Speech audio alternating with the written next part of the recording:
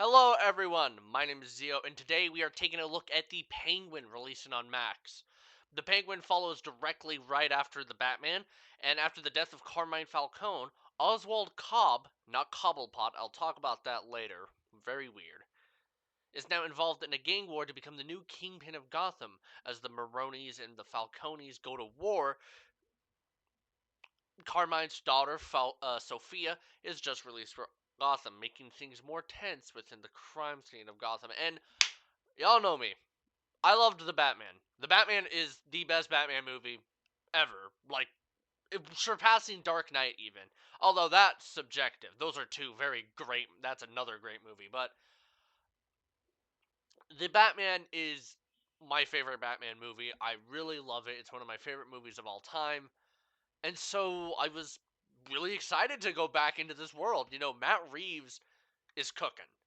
This Gotham and this universe, this Batman, just everything in this world, I'm excited to return.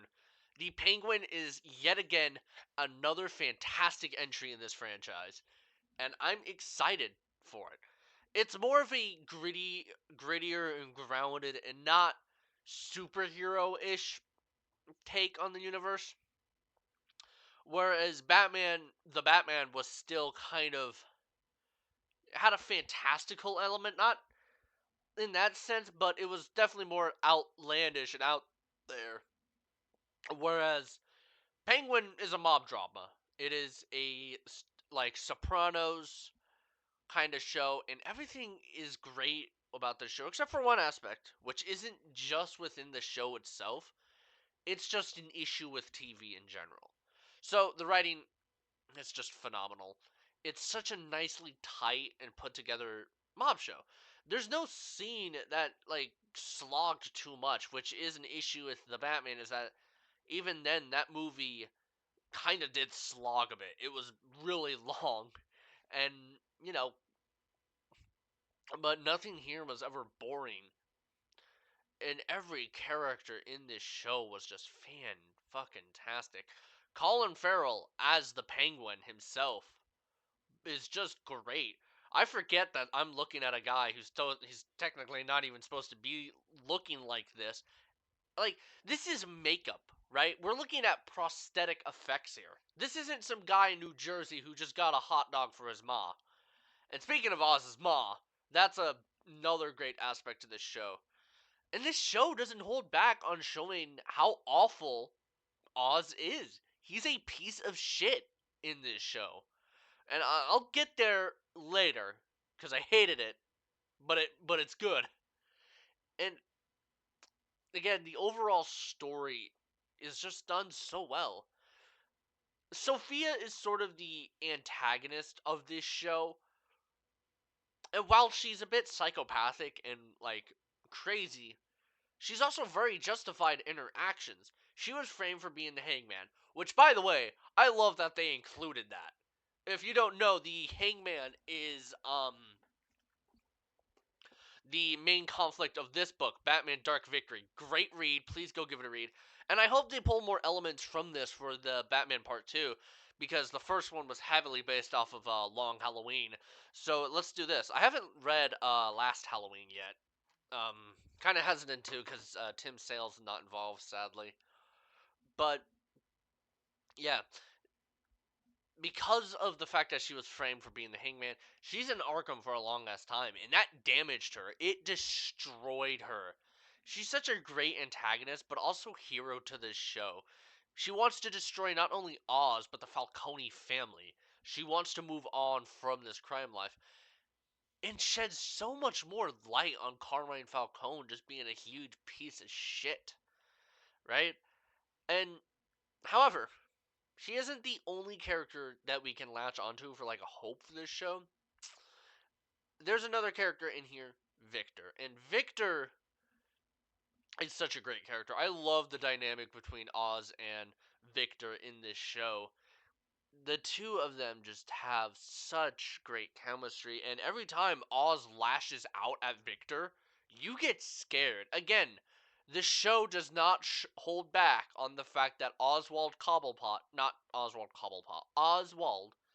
is a piece of shit. which is something that these fucking Sony Spider-Man movies need to get through their heads. Venom's a villain. Kraven is a villain. Morbius is an anti-hero, yeah. But these are fucking villains. Let them do bad things. And that's just the issue with shows and movies trying to be focused on heroes is that, oh, we can't have them be villains. No one can relate to the villain, but here, no. And I like that it manipulates you. This show does manipulate you into like liking Oz. He's a really charming guy. But in episode 3, when Victor's like, hey, I kind of want to escape, he pulls a fucking gun out and he's like, I'm kidnapping you, son.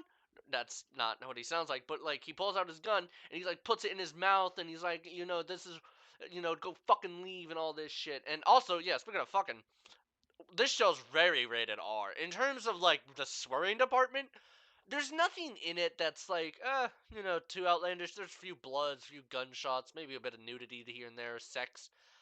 But no, Colin Farrell is given the F-bomb pass this entire show. And that's great. But again, I love the character of Victor here. He's a Riddler survivor, someone who survived the bombing of Riddler at the end of the last movie.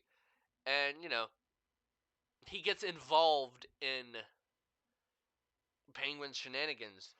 And God, just so much about this show is great. And I just don't know how to really say it other than it's just great. The acting is phenomenal, the writing is phenomenal, and the visuals, while they're not as fantastic as how the Batman was, the Batman had a much heavier emphasis on its visuals, whereas Penguin sort of dials it back a bit. It looks more traditional. It's still great looking. Where the Batman had much more warmer colors, I feel like. I think that's the best way to describe it.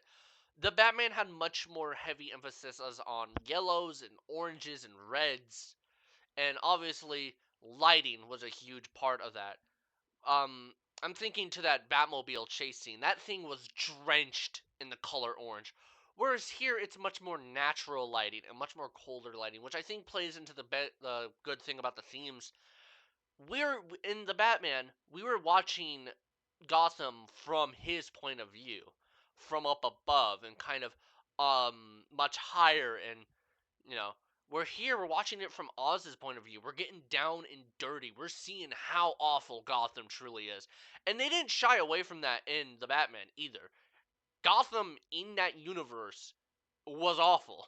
It was in that movie was awful. It was dark, dirty, hell, but here they kind of paints a more realistic light on it.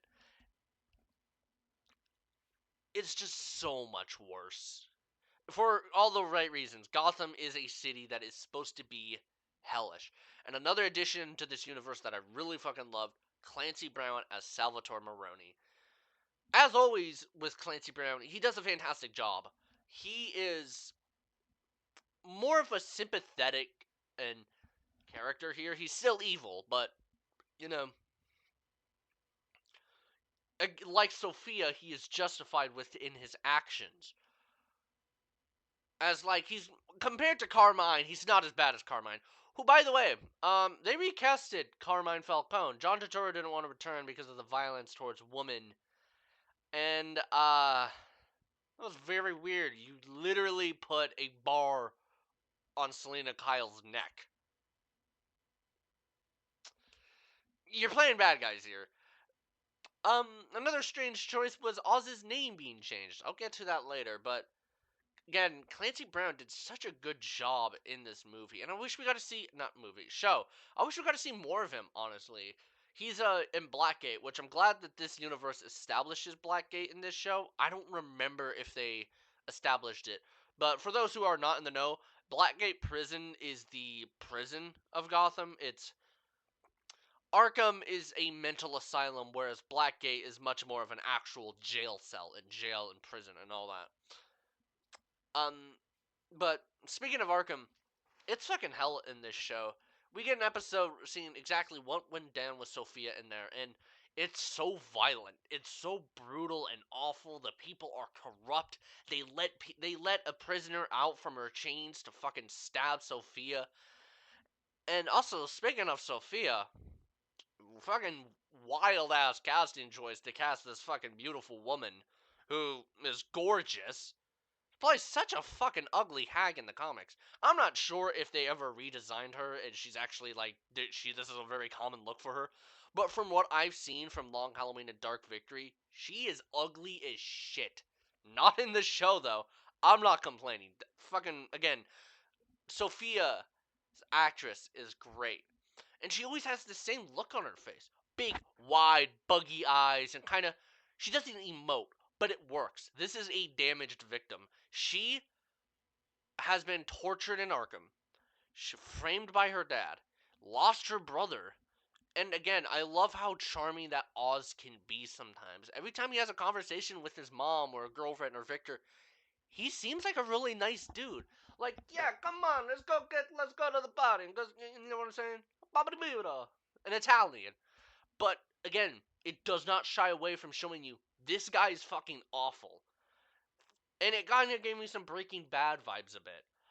Although it's obviously much more inspired by Sopranos, this show did remind me a lot of Breaking Bad, such as Oz's and Victor's relationship kind of being like Walter and Jesse's. Although Victor is a lot more willing than Jesse was in Breaking Bad.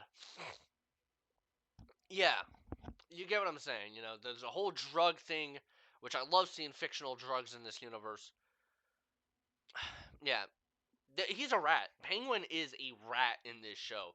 He lies to the Maronis. He lies to Sophia. He will like. There's an episode at the episode at the end. He would literally let his mom die before telling anything. He betrayed so many people. He's a scumbag. And the biggest issue that I have with this show, without spoilers, is I actually have two. You don't feel Batman's presence in this show for the most part. Which he never needed to show up, right? He doesn't need to cameo or show up. But considering the opening for the Batman and seeing how these criminals were scared of like robbing a convenience store, they look down the alley and they're scared. It's like, is Batman gonna come out? Please don't let Batman come out. His presence is just not felt here. This is Oz's story. This is the Penguin story, mob drama, whatever. Batman didn't need to show up. I'm not expecting that. They don't acknowledge him though. This is a pretty big deal within Gotham. The crime scene, a crime war rising up. You know, fucking crime families dropping left and right. Mob bosses are dying. Where's Batman during all of this? And I know it seems a bit irrelevant considering something that happens at the end, which I'll talk about. I just wish that there was like a scene where Penguin and Victor are kind of talking, and you know Victor's like, "What about that Batman or whatever?" You get what I'm saying, right? Not something as cheesy as that, but like them acknowledging that this could be a bit dangerous if Batman was involved. And my second issue, dude, only 8 episodes. It works for this show connecting the first movie to the second movie. But what happened to television, dude? Why is it only ever limited 8 episode series or 8 episodes all dropped on a streaming service one day and then we have to wait 3 years? Like Stranger Things, for example, right? We got seasons 1 and 2 back to back on Netflix. Season 3 took a bit, took 2 years. And then the gap between season 3 and 4 was fucking huge. Granted, there was a pandemic. Granted, just a lot of things were happening at that time. But damn, man. And then season 5 comes out next year. Now nobody gives a shit. These are still supposed to be high schoolers, yet they're like fucking pushing 30. Euphoria, I think, just got canceled at Max because of just all the delays and how long it took for season 3 to come out. And it's just really a shame. I looked at The Sopranos before opening the final episode, and it's like 6 episodes, 13, no, 6 seasons, 13 episodes. When is the last time you've seen a show like that? And I blame Disney for it. Ever since Disney started doing Star Wars and Marvel shows, I've noticed that the amount of content for television has gone down. And I'm not just, I'm talking from like American television, because anime, it still does like 25 episodes. it's just a whole rant about television. But regardless of this, Penguin is yet again another phenomenal entry in the Batman universe. I just couldn't jot down my full thoughts here, though. I had so much to say, so much to. You get the point.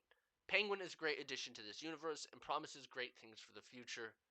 Penguin is going to get a big old A. It is the best comic book show of the year, without a doubt. And funny that Marvel thinks they could just fucking release Agatha right next to Penguin. Like, yeah, that was going to work out well for you. So let's get into spoiler talk, mostly regarding the final episodes. The Bat Signal. Very exciting. Batman's finally getting fucking involved. Where were you? And so I think Batman Part 2 is going to address why he was gone in those first couple of episodes. However, shit, what was I gonna say? Why he was gone throughout the show. And there's nothing to set up who the main villain could be. Hoping it's Freeze. But Penguin is for sure going to be involved with it. I think they just confirmed that he's going to be in it. Or maybe even Catwoman. So Sophia Falcone, who got framed by Oswald, is now sent to Arkham. Again, fucking brutal for her to go out like that. She gets a message from Selena Kyle, who I hope returns in part 2, building up more of the Bat and Cat relationship, but also I hope that Sophia gets to interact with Batman. This version of Sophia is really easy to redeem, in my opinion. And I think from Batman in the first movie learning the difference between vengeance and hope, that in the second movie, he can try being more of an aspiration. Stuff like that that panel from Batman, I think it was War on Crime, where he's telling a kid, don't become the same thing that shoots us. I want more of that energy in the second movie. Because we haven't had a Batman like that. Which is a damn shame, honestly. That we haven't had a Batman that you can imagine comforting a crying child. And like that just hit me right now that we haven't had a Batman like that. Now, something that really bugged me, uh, I'm going to make a video talking about what I want for the Batman Part 2. Something that really bugged me in this show, though, was killing off Maroni. Because I feel like he could have still been around, especially for Two-Face's possibility in this series. Although, who knows? It really just depends if he would even fit in this universe. Because the main villains of this universe, if you ask me, are definitely going to be the Court of Owls. So Oz's last name is changed to Cobb, not Cobblepop, and I heard two reasons for this. One, realism. Cobblepop just isn't realistic. In that case, fuck off. It's a comic book show. Adapt it as a goddamn comic book show. However, another reason I heard was that because this version of Penguin isn't British. He's Italian, New Jersey, which I'm more inclined to believe. But let's take into consideration the what the other DA from the first movie said. It is so much bigger than you could ever imagine. Plus, Cobb being the last name of William Cobb, who is Talon in a Batman, we could be getting the Court of Owls. It just makes the most sense for this universe because Riddler also was like having conspiracies about who Thomas and Martha were. And I wouldn't doubt if Oz was somehow related to William. Either it's like his dad, who I don't think we ever got the name of, or a cousin related to his mom, which, by the way, super fucked up ending for his mom to, like, there. Oz killed his brothers, but his mom knew about it, and so his mom just hates him for what he did. And so he keeps her alive as a vegetable. And I fucking hell. It's horrible. And it's just as horrible as to what he did to fucking Victor, dude. He was loyal to you, Oz. He was fucking loyal. And you do to him like that, it was expected. But goddamn, if it didn't genuinely ruin my night. And further cemented how awful Oz is. Because I feel like even then, if the show ended and it wasn't like that, we probably could have still liked Oz as like a charming, funny guy. I log on to Twitter and everyone wants Batman to break his neck. Everybody wants this guy to fucking die. And me too. Because, again, I love that it doesn't shy away from showing how awful Oz is. He gets his girlfriend to dress up like his mom for him. We're getting to some fucking Homelander type shit here. And, dude, fuck you, Oz. I fucking hate Oswald after that. And that's all I really have to say about Penguin. It's, again, another fantastic show that I really wish I could speak more about, but I just have way too much to say for what, yeah. That's it. No Agatha review yet. I'll probably get to it before Sonic 3, but don't hold me to that. But until then, um, I got you. I got you. All right, I'm done.